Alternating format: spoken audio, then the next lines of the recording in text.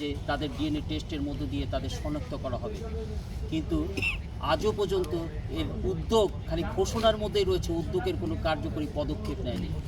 আজকে 1 বছর পূর্তি উপলক্ষে আমরা যখন আসলাম তখন দেখি ইট বালুর খেলা চলছে এবং সেখানেও 2 নম্বর ইট চলছে।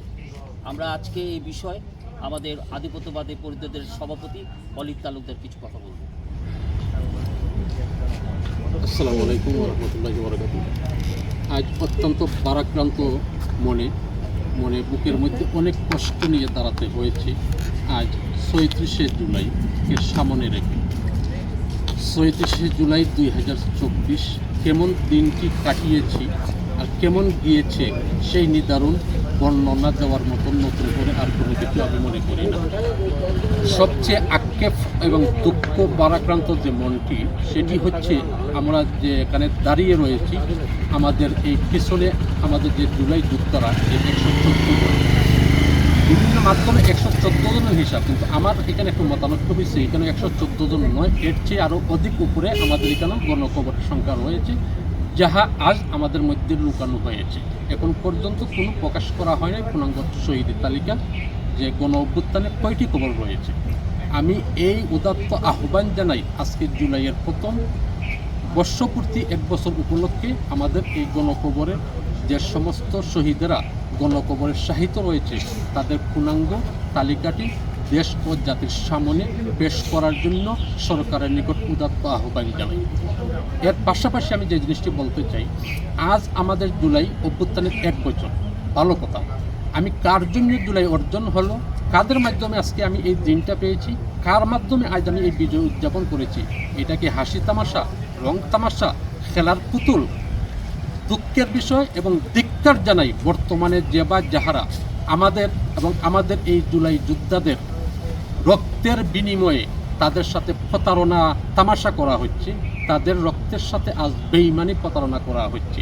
আজ কেন জুলাই গণ অভ্যুত্থানের আজ সনদ নিয়ে কারাকারি, আজকে এই পদ নিয়ে কারাকারি, আজ এই ক্ষমতা নিয়ে কারাকারি, আজ কেন এত সমস্ত রাহাজানি, ছিনতাই, লুটপাট, রাহাজানি? এর নাম কি জুলাই? এর জন্য কি জুলাই অর্জন? এর জন্য কি জুলাইয়ে আজ আমাদের এই সমস্ত শহীদরা জীবন দিয়েছে? ধিক্কার জানাই এই সমস্ত বাটপার সিটার, ক্ষমতা লুবি বাটপার সিটারদের। আমি কারণ নাম ধরেও বলতে পারবো, কিন্তু বলতে চাই না সম্মান রক্ষা করতে। সবচেয়ে যে বিষয়টি হচ্ছে, আজ যেভাবে জুলাই অভ্যুত্থানের 1 বছর পূর্তি উপলক্ষে রাষ্ট্রীয়ভাবে যে ঘোষণা দেওয়া হয়েছে, সেই ঘোষণার সাথে আজকের এই গণকবর যে শহীদেরা, তাদের অবমাননা করা হচ্ছে। কেন অবমাননা? আজ কেন তাদের স্মরণে আজ একটা কর্মসূচি নেই রাষ্ট্রীয়ভাবে? আজকে এই জুলাই যোদ্ধাদের সম্মানে কেন আজ কোনো কর্মসূচি নেই? আজকে কি এখানে কোনো নিয়ম ছিল যে রাষ্ট্র এবং সরকার প্রধান থেকে শুরু করে সর্বপ্রথম এই বধ্যভূমিতে দাঁড়িয়ে এসে তাদের পাশে দাঁড়িয়ে হাত তুলে মোনাজাত করে তাদের স্মৃতির প্রতি শ্রদ্ধা জ্ঞাপন করা কি প্রয়োজনবোধ ছিল? এটা কি প্রয়োজন ছিল কি না, সেই প্রশ্নটা আমি রাখতে চাই রাষ্ট্রের সকল হর্তা এবং কর্তা, যারা আমাদের জুলাইয়ের রক্তের বিনিময়ে আর এই শহীদদের বিনিময়ে আজ বড় চেয়ারে বসে তারা লুটোরাজে নিযুক্ত হয়েছে, লুটোরাজে নিক্ষিপ্ত হয়ে যাচ্ছে, লুটপাট করে যাচ্ছে। তাদের কাছে ধিক্কার জানিয়ে আমি প্রশ্নটি রাখতে চাই। আজ যারা এখানে শুয়ে আছে, আজকে কারোর কোনো ব্যক্তি বিশেষ কারো কোনো পরিচয় এখানে প্রকাশ করা হয়েছে? যে সমস্ত মায়ের, যে সমস্ত বাবার তার বুক হারা হয়েছে, সে জানে তার ছেলের অপরাধ। আজ কোন একটি পরিবার সে জানে না এখানে কোন সন্তান, সে কি হিন্দু, সে কি বৌদ্ধ, সে কি খ্রিস্টান, না নাসারা, ইহুদ নাসারা। কারো কোনো ব্যক্তি বিশেষ পরিচয় আছে এখানে, যেখানে কে কে শুয়ে আছে? কেন আজ সেই পরিচয় প্রকাশ করা হচ্ছে না? কেন আজ সেই লুকোচুরি করা হচ্ছে? সেই বিষয়টি আমি জানতে চাই। পরিশেষে সকলের নিকট আমি আমার হ্যাঁ, আরেকটি বিষয় হচ্ছে এখানে আমি লক্ষণীয়, যেটা আমরা গতকালকেও বিভিন্ন মাধ্যমে এবং গণমাধ্যমের মাধ্যমেও এবং সরকারের বিভিন্ন দপ্তর মাধ্যম, এমনকি স্বয়ং স্বরাষ্ট্র উপদেষ্টা যিনি এখানে এসেছিলেন, এসে এই যে কার্যক্রম দেখা যাচ্ছে এখানে জুলাই গণকবরে সংরক্ষণের জন্য যে নির্মাণ কাজ চলছে, ওই কাজ উনি পরিদর্শন এবং ভিত্তি প্রস্তুত করার জন্য আসছিলেন আমাদের মাননীয় স্বরাষ্ট্র উপদেষ্টা। এসে কী ঘটলো আপনারা দেখেছেন, দেশবাসী যারা, ইট চুরি, বালু চুরি, কাজের কংক্রিট চুরি, 2 নম্বরই কাজের অবতারণা তিনি নিজ চোখে সাক্ষী। এরপরে ঘোষণা দেওয়া হলো কি, গতকালকে আমাদের এই গণকবর যারা এখানে শুয়ে রয়েছে শহীদরা, তাদের ডিএনএ টেস্ট পরীক্ষা করা হবে। তাদের ডিএনএ টেস্টের মাধ্যমে দেশ ও জাতির সামনে তাদের প্রকাশ করা হবে।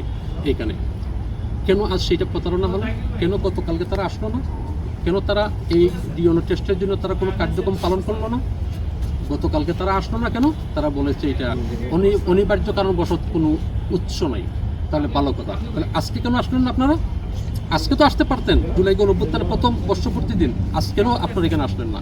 কেন আজ এই অবতারণা হচ্ছে?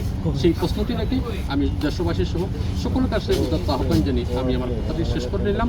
আল্লাহ তাআলা যেন আমাদেরকে, দেশ ও জাতিকে এই সমস্ত নেককারজনক এবং অবমাননাকর এবং জুলাই যুদ্ধসহ সকল দেশ ও জাতির সূর্য সন্তানদেরকে যেন আমরা যেন এইভাবে অবমাননা করতে না পারি, আমরা কেউ যেন এই ধরনের প্রতারণা করতে না পারি, সেই থেকে আল্লাহ তাআলা আমাদের সবাইকে হেফাজত করুন। আসসালামু আলাইকুম ওয়া রাহমাতুল্লাহি ওয়া বারাকাতুহু।